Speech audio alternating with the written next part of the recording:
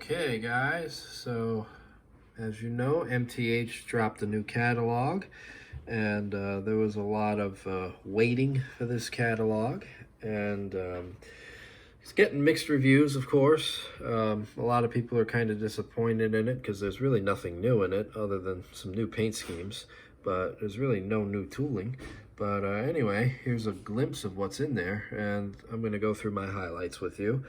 Of course, anything Long Island is a highlight for me. And then the turbo trains are back, so I like this Amtrak turbo train. We'll talk more about it in a minute. All right, so here we are. Here's my first highlight, and it's the RS1 in the Long Island Railroad's Tichy paint scheme. And this is a 1950s paint scheme applied to engines used in passenger service. So I have a Tichy scheme C-liner, which I recently filmed. So it'll be nice to add this into the collection too. So really, really cool. Nice to see that. It's the second Tichy scheme offering in O scale. So it's advertised to have freight sounds. Hopefully they'll get it right and they'll put passenger announcements in it. So it's something to see if I could contact MTH and see if they'll actually do that. I don't know, but anyway, really nice.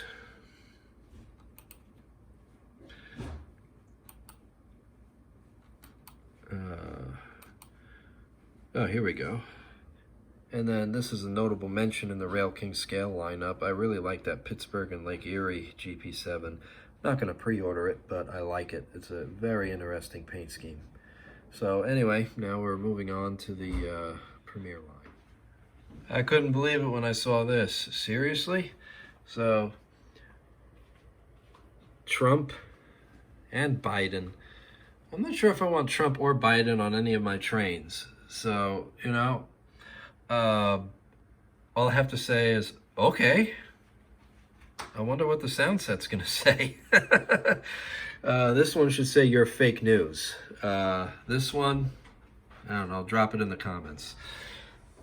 Okay, here's an awesome highlight from the Premier line. The New York and Dock Railway 44-ton switcher. This is really cool, and these worked alongside the Brooklyn Eastern District Terminal engines. Lionel is producing the dockside steam engine this year, and and here we have one of the several 44-ton switchers that were in the New York Dock Railway lineup. So that's awesome. Very happy to see that. And now on the next page, even more cool stuff. We have the Alco S2 in Long Island. This is the black paint scheme with gold lettering and white pilots. So the front of the pilots on these engines is supposed to be white, and since we don't have a gallery photo for that engine, hopefully they'll get it correct. But if they do, that would be awesome. And then down here we have the Brooklyn Eastern District Terminal Bicentennial S2. So that's really nice too. And only got one cab number for that one, number 25. But some really cool New York City and Long Island Railroad stuff there. Definitely stuff to be considered. MTH really makes some nice F units too. It's nice to see the Santa Fe F3s come back. I feel like they've done these a lot, but if they keep selling, hey, more power to them. And they're doing them in scale wheels too, which is cool with the fixed pilot. Got some New York Central Cigar Band F units. That's really cool. You never go wrong with these. They're just gorgeous engines. Not on my pre-order list, but definitely a notable mention. The turbo train is back. That is such a cool piece. So I don't know if I'm going to pre-order it. Probably not, but it's just really cool to see it back. The turbo train is definitely a wild looking engine, and it's just really cool. Glad to see them come back, and hopefully they work a little better than the first run. So anyway, really cool stuff. Here's something we've been waiting for. The Penske guys have been wanting a rerun of these for a long time. So they appeared in 2006 as the P5A modified, and then in 2008 they were tooled to be just the plain P5A box cabs, and now finally with Protosounds 3 you could pick both configurations in several different pinstripe schemes. So this is incredible. I hope these do well. I've been furloughed from my job, so I'm giving you my highlights, but I still have no idea what I'm pre-ordering, if anything. You know, I'm okay. You should always be prepared in case something happens. Plus, the government has stepped in quite a bit, so I'm okay for sure. However, to commit to ordering large, expensive engines at this time is just not smart. However, I would really love to pull the trigger on one or two of these. So I will probably do, you know, I'll probably pre-order that RS1 and maybe one of the small diesels in the Premier line. But that's it.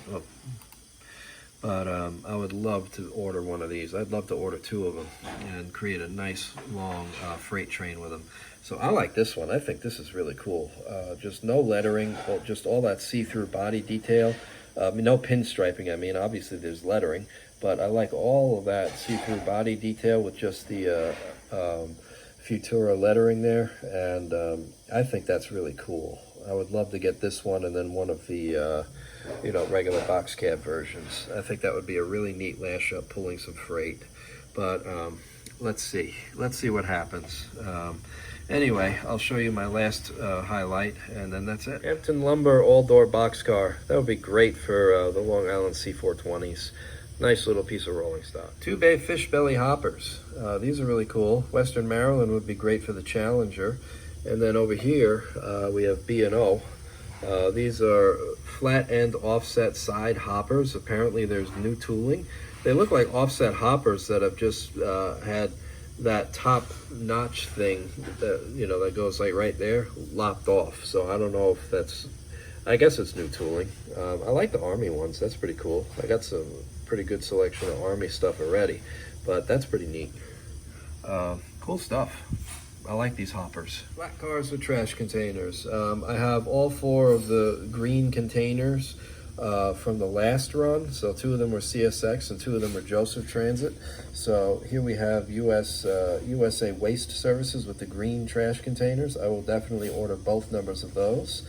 And I am considering the East Carbon Development orange ones. These are from Staten Island. That would be cool. These are from Queens and the Bronx. And then I honestly don't remember where the black ones and the blue ones come from. But I do know where the orange and the green ones come from. I've seen the green ones several times. They've been around for a long time. New York and Atlantic Railway hauls them in Queens and transfers them over to CSX to be pulled out of the city. So very cool. Definitely on the pre-order list with the RS1. So that's the last highlight for me in this catalog. There's nothing new, nothing spectacular, but there is some good, there's some, you know, good old stuff in here. Some new paint schemes on some old tooling. Nothing wrong with that.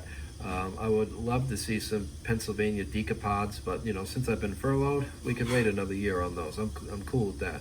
But I'd love to see some Pennsylvania decapods with whistle steam, and that would be my biggest highlight from MTH. And you know, and of course, in addition to just keep, you know, putting some New York City paint schemes on some of your existing tooling. Good stuff. Anyway, I think the catalog is pretty good. I know that a lot of other people are sharing some disappointment with it because there's really no new tooling other than a hopper car, and you know, it's still the same old. But you know what? Some of it for me is pretty good. So that's it. That's my review, and have a good one, guys. Talk to you in the comments section.